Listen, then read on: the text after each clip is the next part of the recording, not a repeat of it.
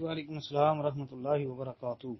ختنے کروانے کے متعلق بھائی کا سوال ہے، کہتے ہیں جو ختنہ نہیں کرواتا کیا وہ مسلمان ہے؟ کہتے ہیں جی سنت کے طور پہ آتا ہے۔ محترم بھائی یہ فطرت میں سے ہے ختنے کروانا جی۔ نبی علیہ الصلوۃ والسلام نے جو امور فطرت بیان فرمایا نا، یہ ان میں سے ایک ہے ختنے کروانا جو ہے۔ آپ حدیث کی کتابیں تو پڑھیں نا پہلے۔ صحیح بخاری کے اندر 5889 نمبر حدیث ہے، یعنی 5889، اور صحیح مسلم میں 257 257، اور ابو داود میں 4198 4198، یہ نمبر ہیں حدیث کے۔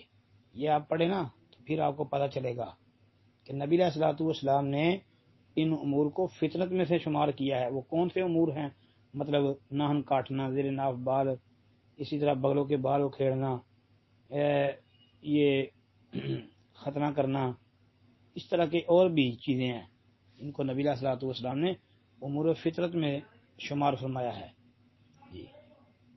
اور دیکھیں حضرت ابراہیم علیہ نبی علیہ الصلوۃ والسلام، انہوں نے بھی 80 سال کی عمر میں اپنا ختنہ جی یہ کیا تھا، 80 سال کی عمر میں۔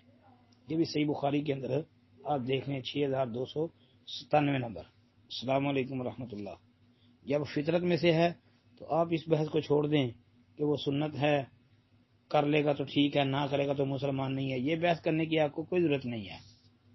السلام علیکم ورحمۃ اللہ۔